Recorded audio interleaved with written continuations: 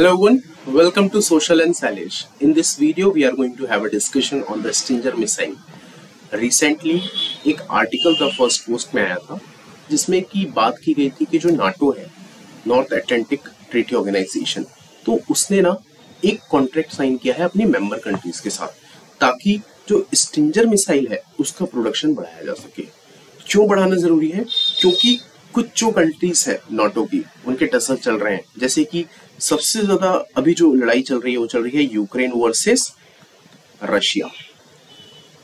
तो इसलिए ये जो स्टिंजर मिसाइल है ये एक पोर्टेबल मिसाइल होती है। That means you can use it in the arms और you can use it through the man.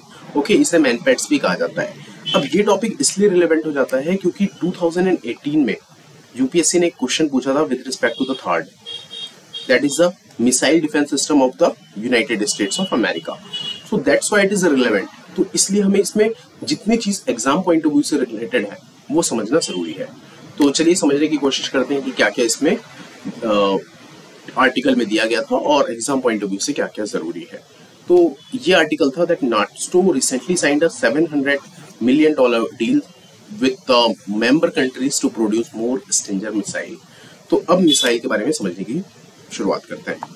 When it comes to the Stinger missile, it is a F-92 Stinger Man Portable Surface to Air Missile Defense System. MANPADS, इसे MANPADS कहा जाता है।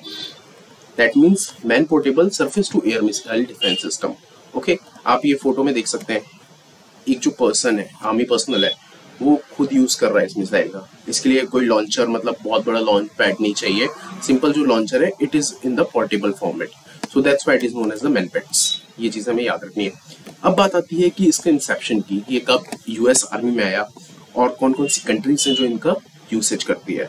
तो अगर हम बात करें कि ये कब आया, यूएस आर्मी में एंटर हुआ, so it enter into the surface by 1981 और अभी इसको यूज किया जाता है 29 कंट्रीज में।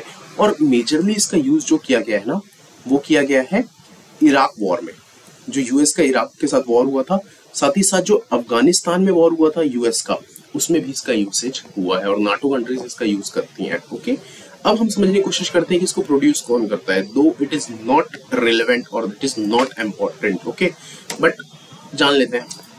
इसको रेथॉन मिसाइल सिस्टम जो है वो मैन्युफैक्चर करता है और इसको जो लाइसेंस देता है वो देता है EADS, एक रेगुलेटरी बॉडी है जो कि जर्मनी की है, वो इसको लाइसेंस देता है। तो ये चीजें याद रखना तो रख सकते हैं, it is all up to you.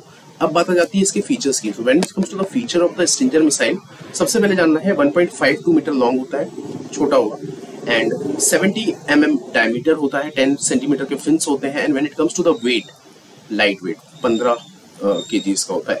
अगर आप 100 kgs का मिसाइल पोर्टेबल बना दोगे तो इंसान दब जाएगा नीचे, वो अटैक कर ही नहीं पाएगा।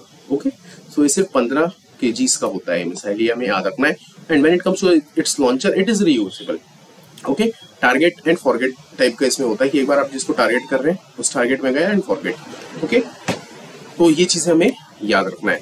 इसके बाद इसकी रेंज की बात की जाए तो it can hit target as high as 11,500 feets and when it comes to range 5 mile की रेंज होती है। अब रेंज और हाइट कैसे समझते हैं, इस तरीके से समझ सकते हैं, जैसे कोई भी एक रॉकेट होता है तो वो इस तरीके से टारगेट करता है, ये उसका टारगेट है, ये उसकी हाइट है।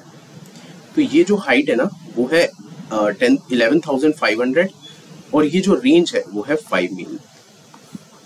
इतने रेंज तक जा सकता है, इतनी हाइट तक जा सकता है, ये हमें याद रखना है। इसके बाद बात आती है कि इंडिया का man portable surface to air missile system कौन सा है।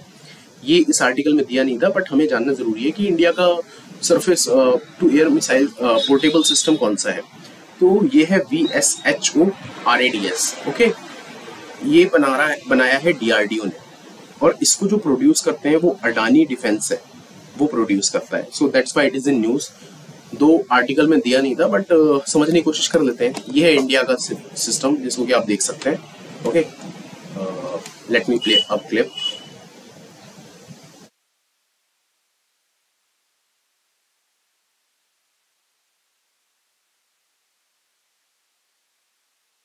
सी इस तरीके की एक इसकी रेंज होती है। ओके, रेंज छोटी होती है, बहुत ज्यादा रेंज नहीं होता। It is not the intercontinental kind of thing जो कि आप लोगों ने पढ़ा होगा अग्नि वगैरह में। तो उस तरीके का नहीं है, इसकी स्पीड भी उतनी ज्यादा नहीं होती। ओके, सुपरसोनिक ये सारी चीजें नहीं होती इसमें। तो यही चीज हमें इंडिया के उसमें याद रखना है कि when it comes to the India का है very short range air defence system VSHORADS।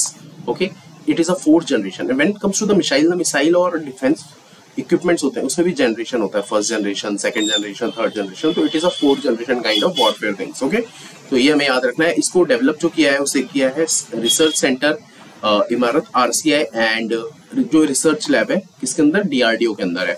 It is based in the Hyderabad and when it comes to the manufacturing it is manufactured by the Adani defence.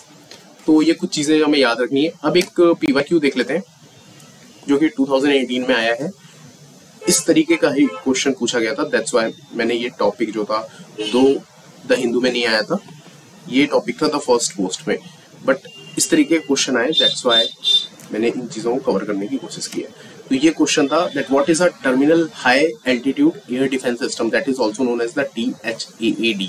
इसका मैं आपको एक context देता हूँ कि ये क्यों कॉन्टेक्स्ट में था और 2018 में क्यों पूछा गया था। तो उस वक्त ना नॉर्थ कोरिया जो था उसके साथ अमेरिका का टसल चल रहा था। अमेरिका बोल रहा था कि हम अभी उड़ा देंगे, हम ये कर देंगे, वो कर देंगे। नॉर्थ कोरिया भी अपनी अपनी मतलब बोल वचन बातें चल रही थी, तो उसके कारण ये न्यूज में था।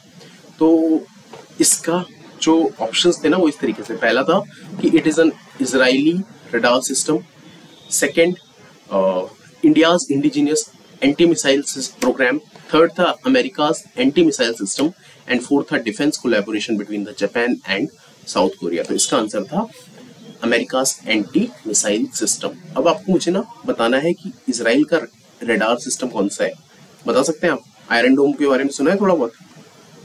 ओके, और इंडिया आयरन डोम परचेस करना चाहता है किस जगह के लिए, वो आपको मुझे बताना है कमेंट सेक्शन में। ओके, और जो डिफेंस कोलैबोरेशन अगर जापान और साउथ कोरिया के बीच में हुई है तो उसके बारे में आपको मुझे थोड़ा सा बताना है। Okay, so this is all about the Stinger missile that is in news due to the Russia Ukraine war and NATO जिसने की ये डील साइन की है। I hope you like this video. If you like this video kindly give me a thumbs up.